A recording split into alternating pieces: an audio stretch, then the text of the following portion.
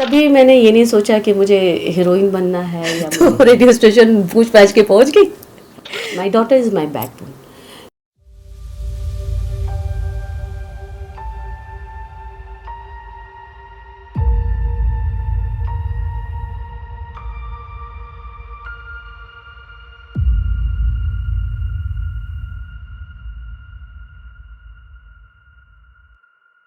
हमारे बीच हैं जानी मानी अभिनेत्री शाइस्ता खान। मुंबई तो खैर ये बात सही है आपके कि अगर आपके अंदर योग्यता है और समय है आपके पास, और वो है कि जैसे आपने कहा कि एक इंसान साधारण अपने को प्रस्तुत करना कि मुझे कुछ नहीं आता, तो एक्सेप्ट वो इंडस्ट्री करती है कहीं ना कहीं। तो आप मुंबई हालांकि गई और वहाँ आपने कुछ सीरियल वगैरह किए, शादी भी आपने मुंबई में की, लेकिन हालांकि यहाँ पे मैं उसका जिक्र ऐसे ही पता नहीं क्यों मैं करना उचित नहीं लग रहा है मुझे कि जीवन में हादसे भी हुए आपके, और उन हादसों से उभर के आपकी बिटिया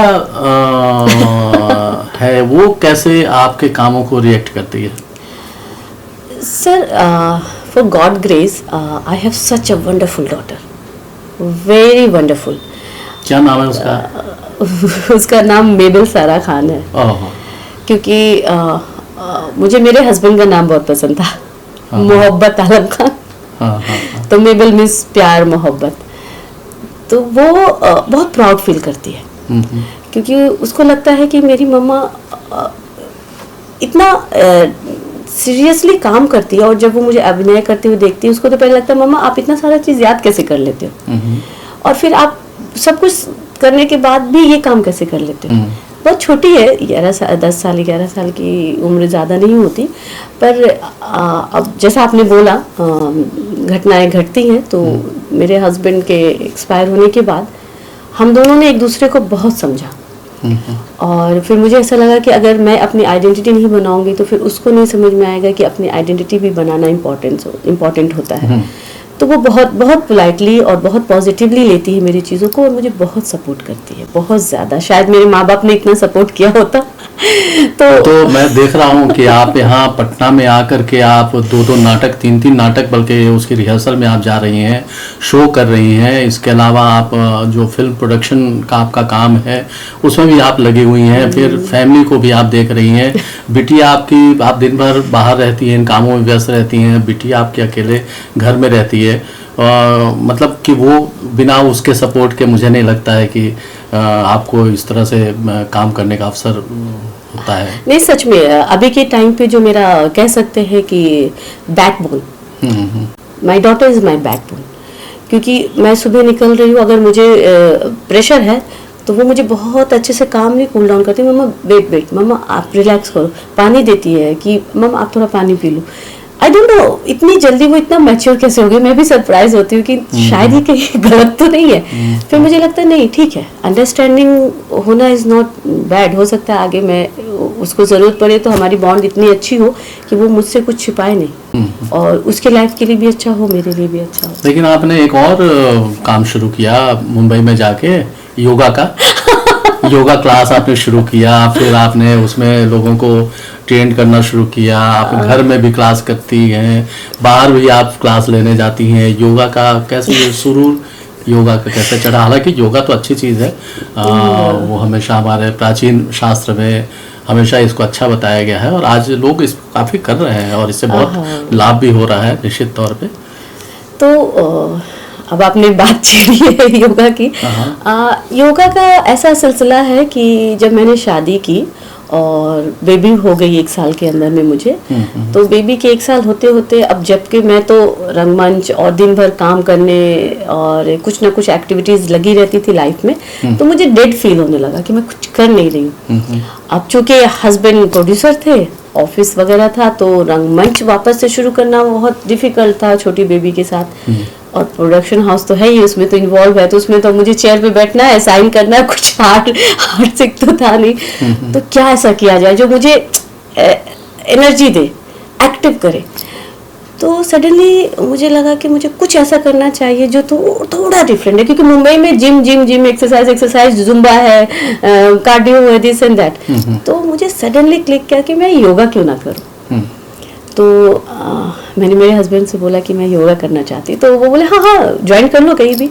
तो मुझे एक चीज़ हमेशा रही है दिमाग में, क्योंकि जब मैं बॉम्बे गई थी मैं +2 में थी, तो मुझे अपनी स्टडी कंप्लीट करना है, ये मुझे था कि मुझे ग्रेजुएट तो होना है, क्योंकि my all sisters are so educated.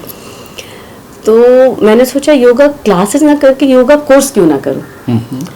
तो मैंने बोला, प्रपोजल रखा, तो बोलते हैं अगर करना चाहते हो ठीक है करो। उन्होंने कभी मना नहीं किया मुझे कुछ करने से, टचवुड। तो मैंने योगा कोर्स किया और सर्टिफिकेट कोर्स था, मैंने सर्टिफिकेट लिए। और करने के दौरान ही, क्योंकि मैं थिएटर से रही हूँ, तो एक होता है किसी चीज़ को सीखना है तो पूरे दिल से, दिमाग से, शिद्दत से सीखना है। तो जब मैं करती थी अपना प्रैक्टिकल क्लास, उसी दौरान मेरे ग्रुप की जो फ्रेंड्स थे, दे आर सो अट्रैक्ट, और वो बोलते चलो मैं तुम्हारे साथ करती हूँ, मैं तुम्हारे साथ करती हूँ। तो वहाँ से शुरू हो गया मुझे अटेंशन मिलना। अच्छा। और फिर उन लोगों ने, मेरे कुछ नेबर्स हैं और मेरे कुछ क्लोज फ्रेंड्स हैं, जब उन्होंने मेरे योगा को करते हुए देखा, मैं कुछ छोटे छोटे क्लिप्स बनाने शुरू कर दी। तो उन्होंने बोला मुझे सिखाओगी? तो मैंने कहा सिखाना इज लाइक अ टीचर। तो मैंने बोला सीखोगे? मैं तो खुद स्टूडेंट हूँ। तो उन्होंने बोला हाँ हाँ जो आप सीखोगे वो मुझे सिखाओ।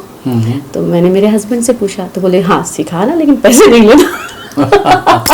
तो ये मुझे कोई प्रोफेशनली नहीं लेना था, पर मेरे फ्रेंड्स भी अच्छे थे उस टाइम पे, जो भी थे, तो उन लोग आ जाते थे और मैं सीखती थी मैं उनको सिखाती थी, तो उनको करना बहुत अच्छा लगता था। तो उसी दौरान ऐसा हुआ कि फिर उन लोगों करते गए, धीरे सिलसिला। फिर आपने मुझे एक मौका दिया, काफी अच्छा मौका दिया कि मैं आपके प्लेटफॉर्म पे आऊँ और योगा के ऊपर मैं बातचीत करूँ। अरे वो सिर्फ योगा ही नहीं, बल्कि मुझे याद आ रहा है कि एक हमारे मित्र हैं डॉक्टर रमेश गुप्त मिलन, वो रहते हैं मुंबई में भी रहते हैं, पुणे में भी रहते हैं, और काफी अच्छे लेखक हैं, कई पुस्तकें उनकी प्रकाशित हैं। उनका एक गीत था बसंत के ऊपर। तो मुझे शौक है कि मैं ऐसी छोटी छोटी फिल्में बनाता हूँ जो कविताओं पर, शायरी पे, गीतों पर है। ज़्यादातर मैंने या तो अपने गीतों पर फिल्में बनाई हैं, कविता पर बनाई हैं, या मित्रों की कविताओं पर बनाई हैं। तो वो मुझे याद आता है। और वो कोरोना काल था, 2021 की बात है कि कोरोना बस मतलब कि था उसका प्रभाव, बहुत ज्यादा प्रभाव था। और वैसे में आप निकल के उस गीत पर आपने पूरा परफॉर्म किया, एक अकेले परफॉर्म किया उस पूरे 5 मिनट के सॉन्ग पे। और आपने जो वीडियोग्राफी जिससे भी कराई, मैं उनको भी बहुत धन्यवाद देता हूँ यहाँ से, कि बहुत अच्छी वीडियोग्राफी उसकी हुई थी और वो मैंने प्रोड्यूस किया था। तो शाइस्ता, आपने जो इतना सारा काम किया है, अब आपका तो प्रोडक्शन हाउस भी है, तो आप तो जो चाहे वो कर सकते हैं प्रोडक्शन हाउस के जरिए। आपने किया क्या है प्रोडक्शन हाउस के जरिए अब तक? सर 2012 में एक शो हमने प्रोड्यूस किया था, चिट्ठी तेरे नाम की, DD1 के लिए। उसके बाद जी सलाम के लिए एक शो हमने प्रोड्यूस किया। फिर कुछ वर्क प्रोसेस में थे, एक माता रानी करके हमने मैथोलॉजी शो बनाए हैं, पर बैड लक की वो चैनल, जिस चैनल के लिए हमने बनाया था, वो चैनल का कुछ इशू हो गया और वो टेलीकास्ट नहीं हो पाया। उसके बाद हमने अभी अतरंगी के लिए जगन्य अपराध बनाया है, क्राइम बेस्ड शोज है। और अभी एक हमारा वेब सीरीज है जो ऑन फ्लोर बहुत जल्दी जाने वाला है। कुछ चीज़ें हैं जो पेपर पे है, कुछ चीज़ें हैं जो डेस्क पे है। इस तरह से है, कुछ चीज़ें हैं जो आएंगी बहुत जल्दी और लोगों को दिखेगी।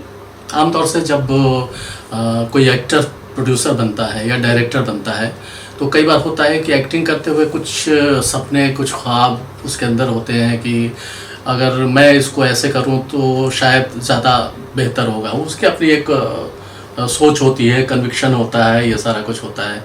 तो जब आप प्रोड्यूसर बनी तो कुछ ऐसा आपके जहन में था कि कुछ ऐसा करना चाहिए, कुछ अलग हट के करना चाहिए? सर देखिए, प्रोड्यूसर बनना, ये एक कोई प्रोड्यूसर बनना कोई प्रोफेशन ऐसा कुछ होता नहीं है। चूँकि मेरे हस्बैंड इसको करना चाहते थे, वो उनकी बहुत दिल की तमन्ना थी, ख्वाहिश थी, और उन्होंने किया भी, और काफ़ी अच्छे प्रोजेक्ट करना चाहते थे। जब वो नहीं रहे और मैं काफ़ी टूट सी गई थी और बैठी थी, तो हमारी जो टीम है उन्होंने बोला मैम आप क्यों नहीं स्टार्ट करती हैं, आप कर सकती हैं, क्योंकि आप तो जुड़ी रही हैं अभिनय से और इन चीज़ों को जानती हैं। तो फिर मुझे लगा चलो कुछ ना कुछ तो करना है, और क्योंकि मुझे तब उतना कॉन्फिडेंस नहीं था कि मेरी बेटी को मैं छोड़ सकती हूँ और उसके बिना मैं फ्रीली काम कर सकती हूँ और वो मुझे इतना सपोर्ट करेगी, खुलकर सपोर्ट करेगी। तो मैंने बोला चलो, जस्ट आई स्टार्टेड कि हाँ चलो करते हैं। लेकिन अब जब मुझे धीरे धीरे समय के साथ चीज़ें समझ आ रही हैं और कॉन्फिडेंस आ रहा है, तो बहुत सी चीज़ें हैं कि हाँ मुझे करनी है। लेकिन अभी क्या है कि समय ये है कि पहले आप इस्टेब्लिश्ड हो जाइए। जब मैं अच्छे से लगेगा कि हाँ मैं इस्टेब्लिश्ड हो गई हूँ, लोग मुझे जान गए हैं, मैं कुछ लोगों को जान गई हूँ, और अब वो मेरे काम को समझ सकते हैं और मेरे काम को क्या बोलते हैं उसको सपोर्ट करेंगे और रिकॉग्नाइज तो करने के बाद हो जाएगा, उसको सपोर्ट करेंगे। तो फिर मैं कुछ अच्छी और बेहतरीन चीज़ें भी करने की कोशिश करूँगी। तो आप तो अब आमतौर से मुंबई में ही रहने लगी हैं ज़्यादातर समय आपका, क्योंकि सारा कारोबार आपका वहाँ है, बिटिया की पढ़ाई है। पटना आपका साल में मुझे लगता है कि एक बार आना होता है, या 2 बार भी आना होता होगा, कई बार मुझे पता भी नहीं चलता होगा, आप आके चली जाती होंगी। नहीं ऐसा कभी नहीं होता है। एक्चुअली मुंबई से पटना आना मेरे लिए रियली बहुत डिफ़िकल्ट है, क्योंकि जब आप पेरेंट हैं तो आपकी बहुत सारी चीज़ें बच्चे की स्टडी के अकॉर्डिंगली प्लान होती है, और मेरे फैमिली में कोई है नहीं जिसके ऊपर मैं अपनी बच्ची की जिम्मेदारी छोड़ सकूं। तो उसकी जब छुट्टियां होती है मैं कोशिश करती हूँ आने की, पर इतनी छुट्टियां नहीं होती है कि मैं साल में 2 बार आ सकूं। पहले जब थे हमारी चीज़ें थी स्टेबल थे तो हम आउट ऑफ हॉलीडे कर लिया करते थे। पर अब ऐसा है कि फैमिली छोटी हो गई है, तो हम चाहते हैं कि अपनी बच्ची को साल में एक बार एटलीस्ट फैमिली माहौल दे। तो इसलिए मैं अभी अपनी जो भी हमारे कास्ट में ईद सबसे बड़ा फेस्टिवल होता है, तो आई जस्ट थॉट कि ये फेस्टिवल हम फैमिली के साथ मनाएं। तो ये बहुत अच्छी बात आपकी है कि कम से कम फेस्टिवल में अगर फैमिली के बीच हम होते हैं तो एक अलग सुकून मिलता है। कम से कम बच्चों को ख़ास तौर से फैमिली के बीच लाना चाहिए कि उन्हें लगता है कि उनकी फैमिली में क्या है, कौन है, कैसे हैं, इसकी जानकारी होनी चाहिए। yes. तो चलिए, बहुत बड़ी बात है शाइस्ता, और आप इतना सारा कुछ करते हुए, बच्ची की देखभाल करते हुए, और इतना सारा काम आप कर रही हैं, तो मैं तो बहुत कायल हूँ आपके काम का, और हमेशा रहा हूँ, शुरू से रहा हूँ। आपने बहुत मेहनत करके आप यहाँ तक पहुँची हैं, आप ऐसे नहीं पहुँची हैं, और आपकी मेहनत, आपकी तकलीफ़, सब कुछ मैंने देखा है, और उस जर्नी से मैं गुज़रा हूँ। और आप जब भी आती हैं तो कम से कम मुझसे मिलती हैं, ये मुझे बहुत सुकून देता है। और आप इसी तरह से काम करते रहिए, और इसी तरह से आप और बुलंदियों को छूइए। बस मैं यही प्रार्थना करता हूँ ईश्वर से, आप खूब ज़्यादा नाम कमाइए, यश कमाइए। शुक्रिया, बहुत बहुत शुक्रिया। Thank you.